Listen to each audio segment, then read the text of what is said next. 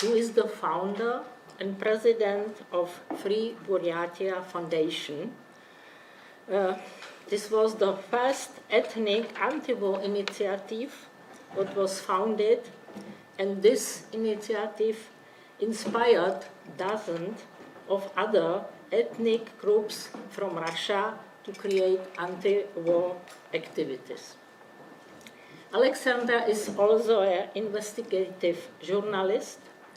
She was the first one who wrote about Yevgeny Prigozhin's troll factories. She won several prizes, and just this November in this year, she was sentenced in Russia to 7 years in prison for spreading fakes about Russian army. And Alexandra Garmazhapova is living in Prague, what most or nobody knows from the Czechs in Prague, and is leading this foundation, and she will report us about her activities and the activities of this foundation. So, Alex. Thank you for introduction, and thank you for an invitation. A little bit I want about me. I was born in Buryatia, but when I was 6 years, my parents and me moved to St. Petersburg, and I grew up in St. Petersburg. Why it's important? Because I think I have ethnic identity Buryat, but regional identity St. Petersburg. Very often I say that it's an important point because, for example, my colleague from Free Buryat Foundation, Anna Zuyeva, Vice President of Free Buryat Foundation, she is ethnic Russian, but she has lived in Buryatia 36 years. I have lived 6 years. I think she is more Buryat than me.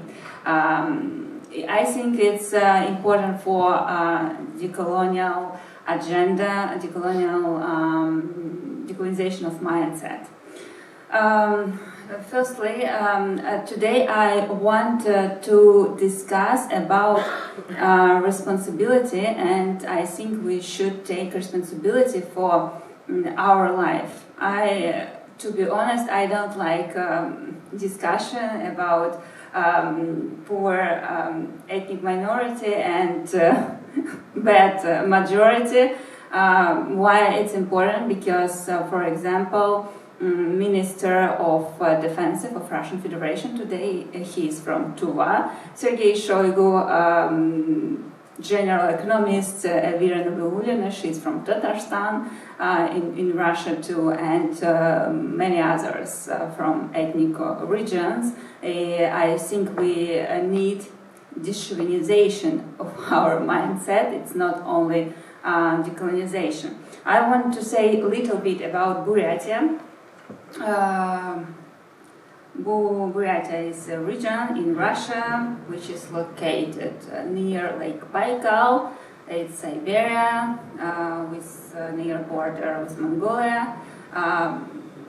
We officially called ourselves Buryat Mongolians. Mongolians are very close for us. And about 1 million people live in Buryatia. 30 are Buryats, 70 are ethnic Russians. We have 15 military units. It's explanation, I don't know, it's reason why, unfortunately, many Buryats participate in this war in Ukraine. Unfortunately, Buryatia is very poor region. Obviously, it's connected with imperialistic politics by the Moscow because we have interest in, I think, budget code in Russian Federation. 65% of taxes go to Moscow, only 35 go to region. It's a reason why many regions just wait money from the center. It's politics, I think it's not just a case because Putin doesn't think about power. No, it's good for Putin, but it's not good for regions.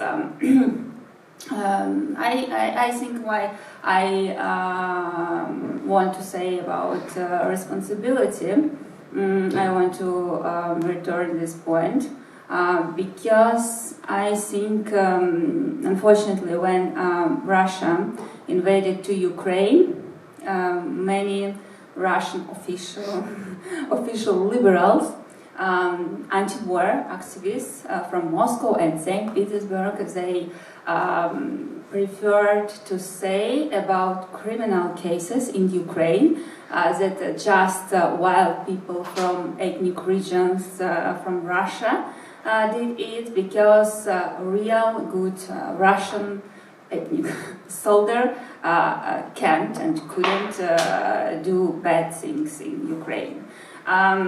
When the Kremlin mobilized many people from region and ethnic regions, some ethnic activists began to say, oh, it's only reason because every ethnic Russians, all ethnic Russians, they are imperialists, they are bad guys, etc. I think it's a big problem because nobody don't want to take responsibility for this war. I think that we are citizens of Russian Federation. Obviously, we should take responsibility for this war. It's not depend on your ethnic roots. For example, you are Buryat and you are good. You are ethnic Russians, you are bad. It's not a good position. But sometimes some activists who called themselves decolonial, I don't know why, from Russia, and they really, in my opinion, used this point, and now somebody, not all, hunt witches. For example, you are ethnic Russian, you are imperialist because you are white. I think it's not good point. Unfortunately, we should say about this. Most propagandists this war in Buryatia, they are ethnic Buryats. I don't know why, maybe it's some psychological trauma, but if you read two texts by ethnic Russian from Buryatia and ethnic Buryat from Buryatia about this war, propagandists, ethnic Buryat, I don't know why, he is very active, very aggressive in this war. Maybe, I think, it's not fact. Some people think, oh, if I don't speak a Buryat, I don't speak my native language, why Ukrainians will speak in their language?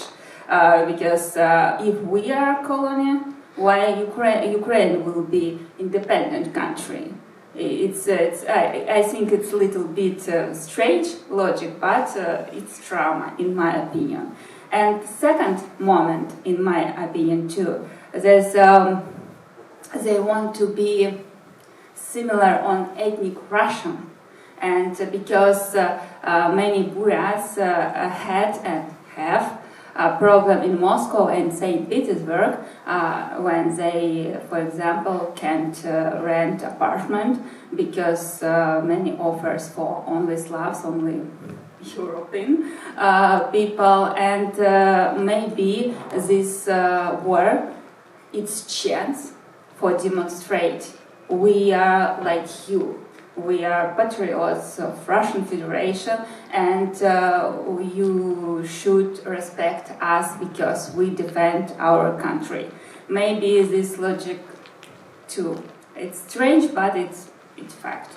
Why our activities, in my opinion, is successful and was successful because I grew up in St. Petersburg, and I really loved and liked my school, my universities, my classmates. I didn't have experience with racism in school and university. But I used public transport and went to some shops, and if I had some just conflict with another passenger and another maybe guy, just for food, for ticket, I don't know, doesn't matter. Last argument, what I listened always, I think maybe 90% of cases, go to home, go to China, go to Uzbekistan. I don't know, many people think that I'm from Uzbekistan. I think Uzbekistan is a nice country, but really very often I use this argument. And you understood that, yes, if St. Petersburg is not your home, where is your home? Because you grew up here and you are citizen of Russian Federation. And if you tried to explain, I'm from Buryatia, Buryatia is part of Russian Federation, and very often people didn't know that Buryatia is part of Russian Federation. Unfortunately, I think many people, most people maybe in Russian Federation don't know about our country. For example, once when I came back from my trip to Dagestan, and my friend, she is ethnic Russian from Yakutia, and she asked me what kind of visa you used when you went to Dagestan, because I wanted to go too. And I explained that it's Russia. Officially you don't need a visa, but it's really a big problem. And after full-scale invasion Russia to Ukraine, I think many people remember official reason, denazification of Ukraine. It was terrible because if you grew up in St. Petersburg, if you always listen these insults, go to home, you are Chinese, etc. And once you, for example, woke up and listen that Russia is denazified another country, what happened? It's strange. And I remember when I opened my close private Instagram account, I had only maybe 1,000 followers, and I wrote the post about denazification of Ukraine, and I wrote we should denazify of Russian Federation. And it was strange when I woke up next morning and I saw almost 30,000 likes. And I understand that really thousands of people from ethnic minority group in Russia, I think, indigenous people, understood what I mean. And after this we began campaign denazification of Russian Federation. It was successful campaign, and I was glad, but I told before, once I was disappointed when I saw this agenda, I don't know why, was acting to another side. In my opinion, it's really nationalism sometimes, because I remember my emotions when I before I listened by some Russian liberals, about wild people from ethnic regions. I was angry because I'm ethnic person, but secondly, I began to listen by some ethnic activists. All people from St. Petersburg and from Moscow, they are racists because they are imperialists, etc. It was terrible for me because this moment I began to remember about my teachers, about my lectures, about my classmates, and I wanted to respond. It's not true. Why you try to estimate some people depend on color of face, etc. And in my opinion, victimhood, victims' behavior is it's not good. It's not true. Because before I told about many Russian statesmen and state women, they are not ethnic Russians. And Alexei Tsidenov, head of Buryatia, he is very active when he sent people to Ukraine, sent soldiers to Ukraine, and he is ethnic Buryat, but he doesn't speak Buryat language, but he supports this war for Russian language in Ukraine, and I think it's really bad fact. And why I told about some bad nationalists from Buryatia, for example, we have really strong human rights defender, Nadezhda Nizovkina. She is from Buryatia, but she is not Buryat ethnic originally, and many nationalists, Buryats, blamed her, and she is Russian spy. I think it's strange how you can want to fight against racism and will be new racist. Unfortunately, now we have this problem. And second problem, official Russian Federation is federation, but in fact it's not true. It's not federation, and many experts and many activists are discussing maybe better for Russia way of disintegration, collapse of Russian Federation.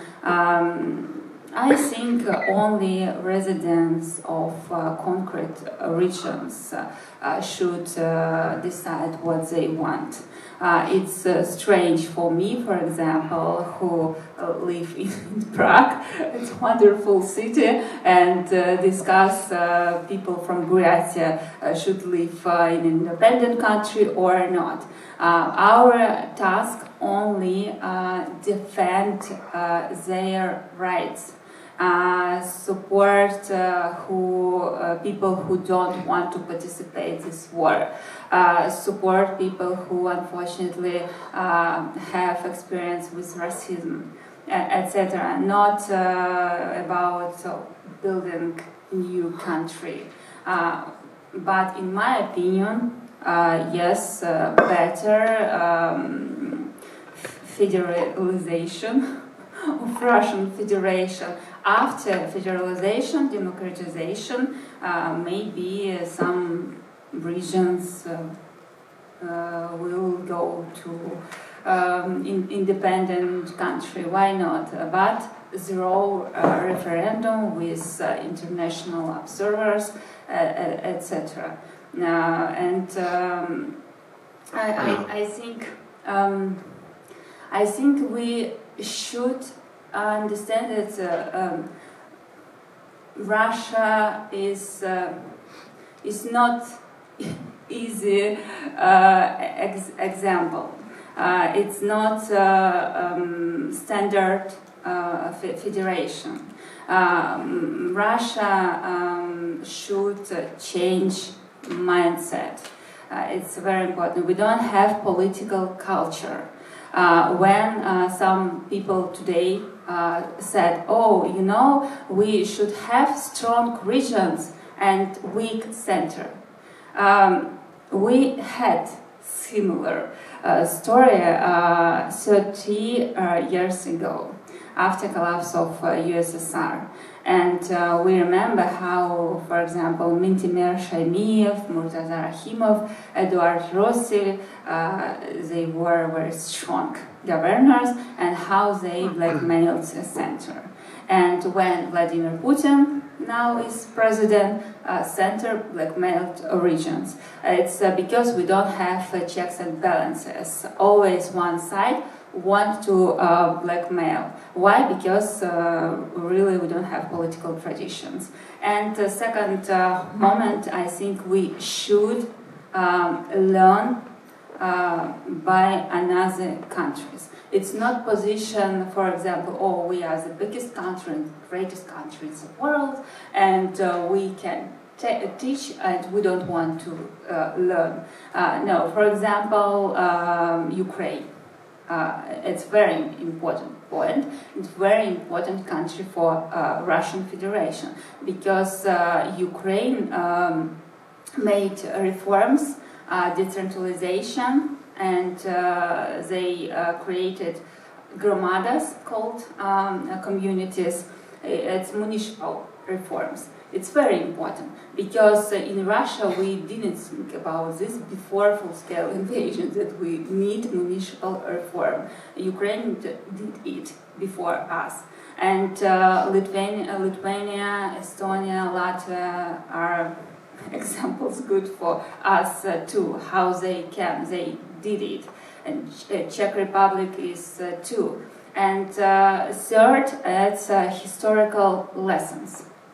Unfortunately, fortunately for authorities, the Kremlin, unfortunately for us, the Kremlin never didn't try to give to us a real history.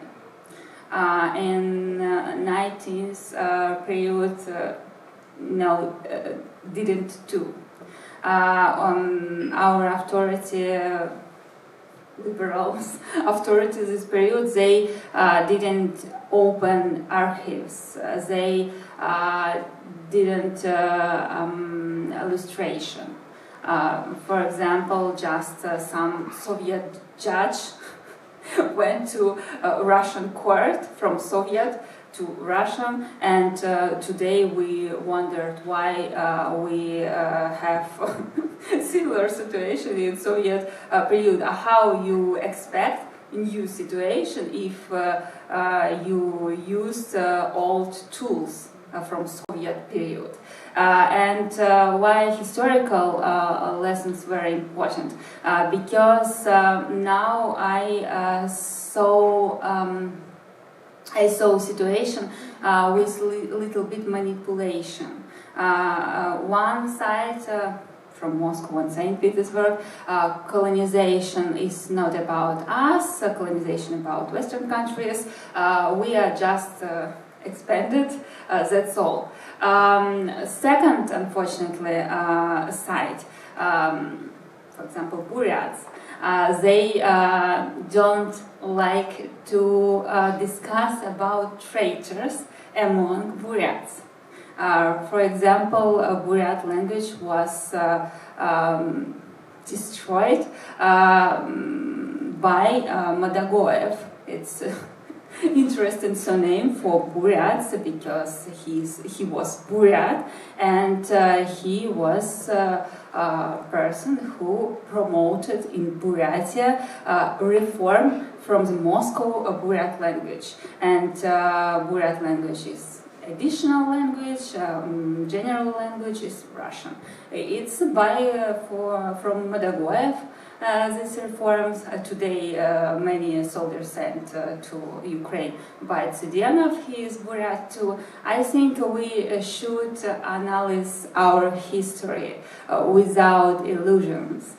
without. I understand every person wants to think that he is nice. Their grandfather and grandmothers, they were nice too, but it's not good for future. If you don't know your past, your history, you can't build your future. And I think it's very painful way, but we need it. Second, additional moment with deportation. And I remember when I graduated school, I didn't know about deportations, Kalmyks, Chechens, Ingushs, etc. And I knew only after when I was journalist in Chechnya. it's bad fact, but I knew about deportation only when I began to work in Chechnya. I think many people in Russia don't know today too. Last point by me. Unfortunately, many decolonial or ethnic activists today they think if you are a representative of ethnic minority group, you are tolerant because you are not white. It's not true because I can say describe my experience. When I was a teenager, I remember really I didn't like accent from people from Caucasus. I remember it's a little bit behavior from St. Petersburg. Yes, arrogant. You can be polite with smile, but in your brain, why he speaks with accent? It's not good. But I had good friend from Caucasus, and very often I revised his accent. And I focused on his accent. You said now, you told me, Zhiltet, for example, it's Russian word, with accent, it's bad. And once I understood that he is afraid to speak with me, because you really mock the situation. And once I thought, he speaks very well in his native language. He speaks Russian too. And you don't speak very well in your native language. Who is bad? Maybe you. It's very painful experience for me, but very important because I understand that a little bit I'm chauvinist too. And I remember how once I told my friend from Bulgaria, and I can't search your country on the map, because from Russia, the biggest country, your country is very small. What's this stupid focus? But it's used from Russian imperialistic mindset. And I think maybe first step for decolonization of mindset from every person who should ask many questions for self. And now I think I'm in process. It's not finished because sometimes I think I don't understand about my privilege because my father was lawyer, my mother is a lecturer in university, and I think it's easier situation for a concrete person. And many people from villages, for example, they don't have similar opportunities, and always you should think about this. And sometimes I felt that I can, my parents did it, why they can't? It's not a good position too, and I think maybe really important to think and always ask self, and second, don't afraid take responsibility, because this position we are just victims. It's not good too. Bad position. My parents did it. I did it. It's not good too. I think we need balance between two sides, but it's very difficult because how yesterday said Madina that people very often like sides black and white. But I'm really grateful for this conference because we are trying to find right way. Not right, good way for us. Thank you.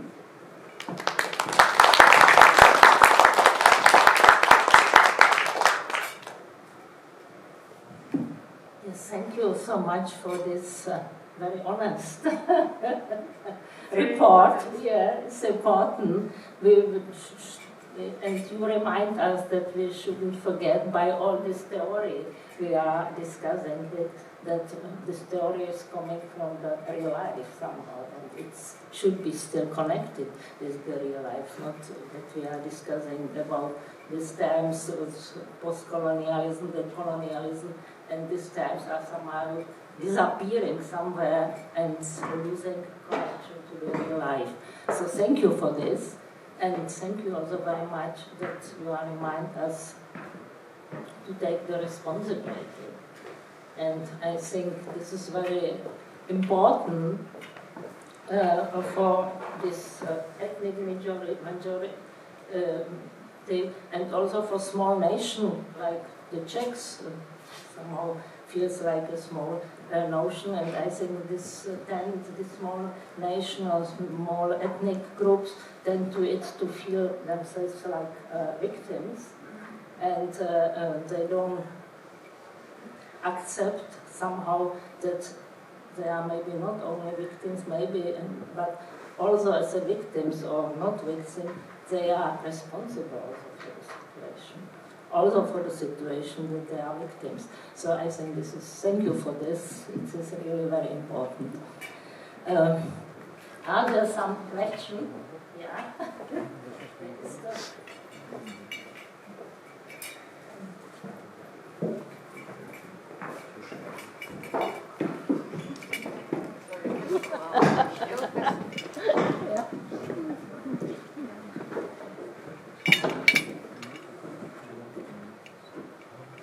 I think now it's working. Yeah, thank you for your talk. I have first one note and then the question. Just a few words from the which background I'm speaking. So I'm mainly Russian. I'm coming from the small village, from the very poor family. I think I very disagree with some of your takes, let's say. And I wanted just to put a few notes, what exactly, in which points I disagree. So, coming from this background, I just wanted to say that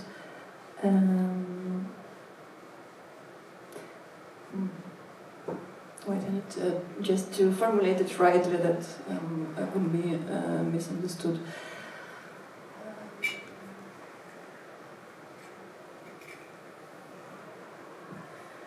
I think what's important to understand who is, like profiting from particular things. Me, who are, let's say, from poor background, etc., still being ethnically Russian, had a lot of possibilities in my life. For example, I could go and get education. I could travel because I just was located not quite close to Moscow, but in Vladimir region, which is like 300 kilometers away from Moscow. I didn't get any troubles, for example, searching for the apartment. As well, I lived in Moscow and St. Petersburg, in both of the cities. Yes, I had like few times racialized experience, but I had a lot of friends who was ethnically Russian, and it bothered me very much just witnessing what kind of experience they have. And it's not only racism. I think it just, I don't know which word would be right in this case, but I think it's very important to understand who is profiting from it. You mentioned that, of course, there is, Shaigun, etc. Like people who are working on the government. It doesn't matter which ethnicity they have, and there's always people who are profiting on, through or because of working on the government or with the government. But speaking about just, let's say, usual people, being a Russian person in Russia, you will profit always from having this ethnicity. Being like usual, in quotes, person from, take any autonomous republic in Russia, you cannot profit from your ethnicity in many ways. And I was a bit confused, and I wanted to ask the question about what is actually difference for you between decolonization and nationalism.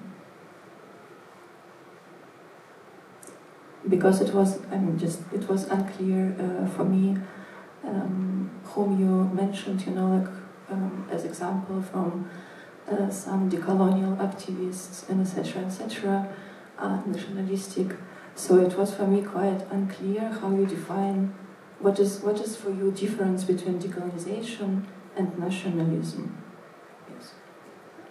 To be honest, I don't like nationalists. Not depend on from one Russians or Buryats, etc. I'm not nationalist. It's a reason why I don't like some activists who for example, blamed Nadezhda Nizovkina because she is not Buryat. But I think she is greater human rights defender than many people who criticized her. And why I bless you. Why I don't like today word decolonization. I don't like because in Russia, because some activists, I saw this, how they try to mock and to attack some people who just maybe is not ideal. For example, we have a singer, jazz singer. She's from Polina. She's from Siberia. She's ethnic Russian, and she has two maybe songs with little bit two Chauvinian elements. And activists who called self decolonial from Russia and now they live in United States attacked her for appropriation of our culture, and they cancelled her concert in United States, and they called to this platform where she could have performance. And I think it's a normal situation.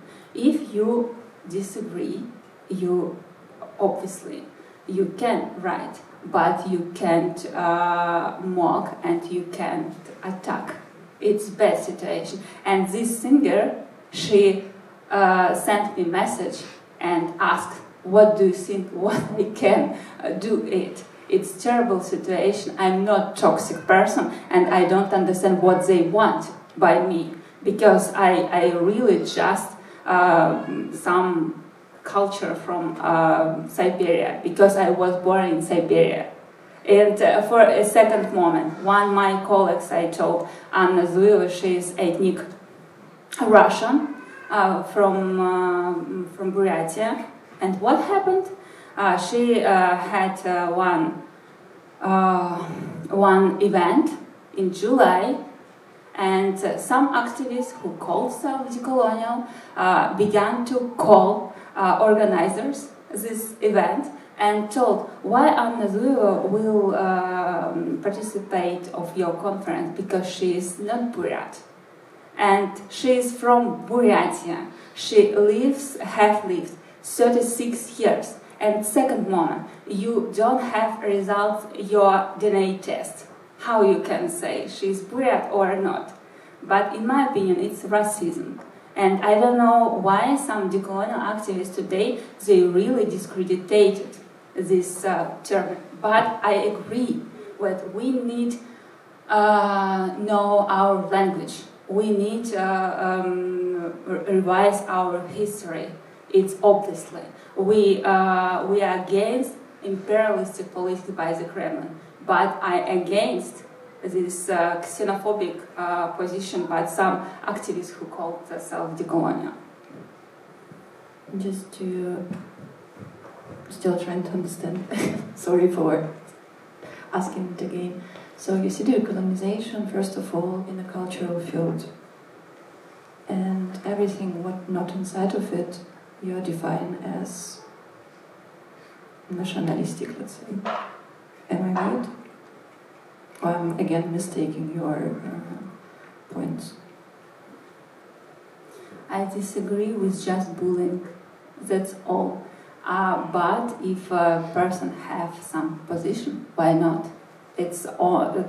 Every person have right to have position.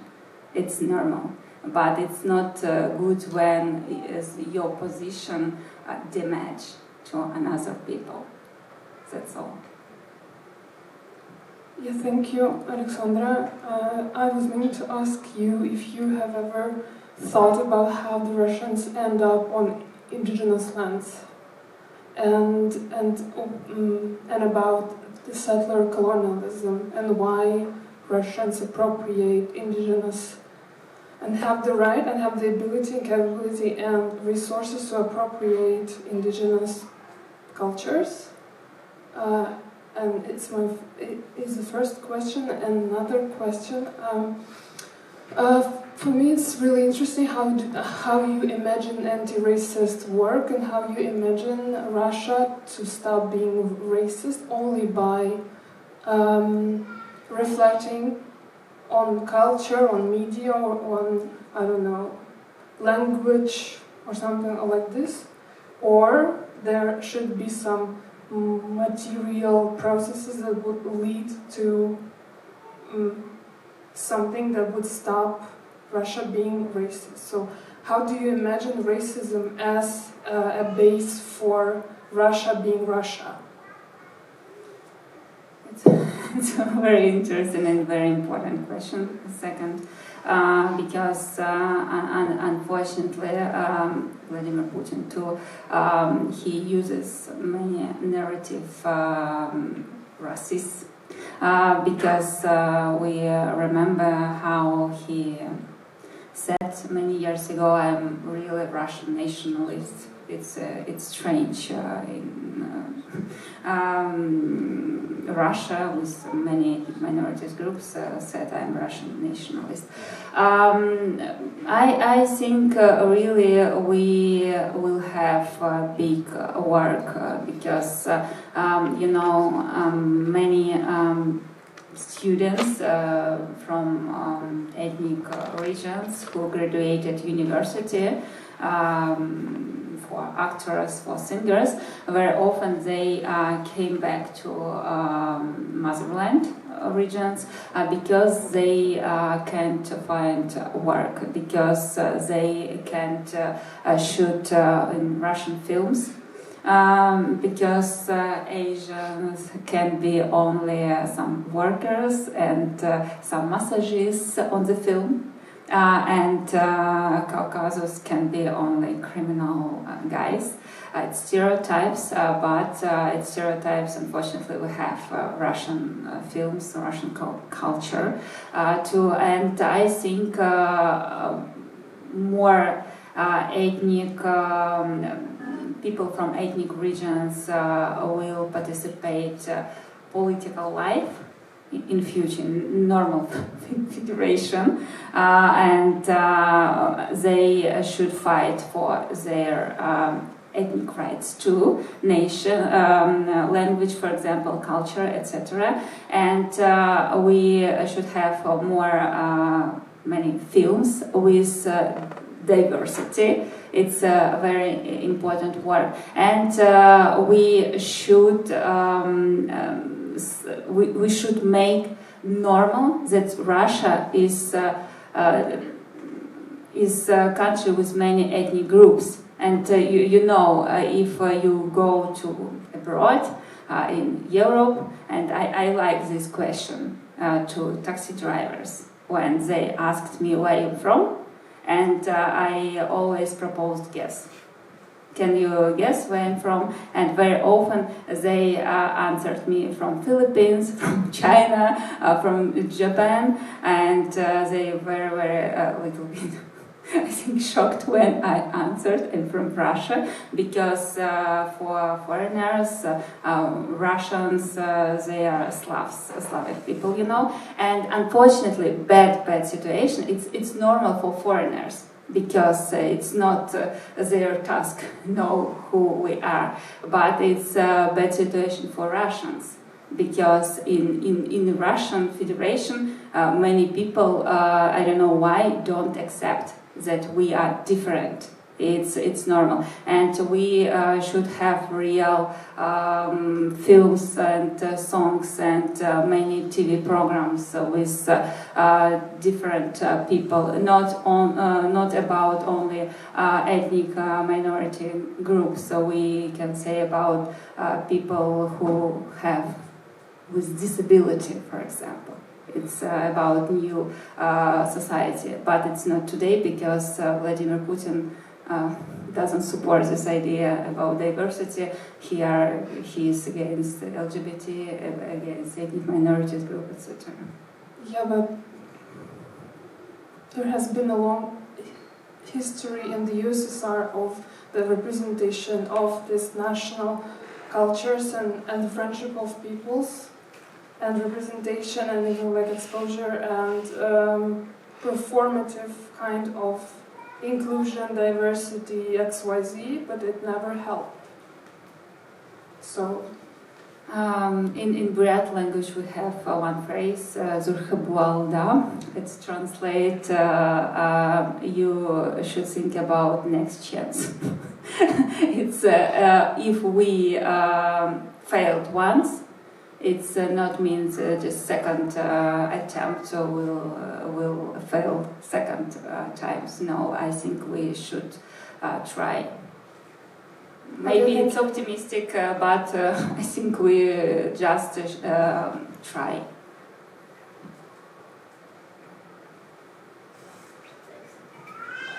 One more question. Actually, it doesn't have a question for you, but I have a little note for the lady close to you. I think that, tell me if it's misunderstanding or something, but I think that somehow we should be careful and with the conclusions that we give in the end of the speech. And I think that, like, telling that the victims are not only the victims of the oppression but they're responsible for it as well, I think it's not really like careful, and I think it's not really appropriate to say something like that. So yeah. Thank you for your comments.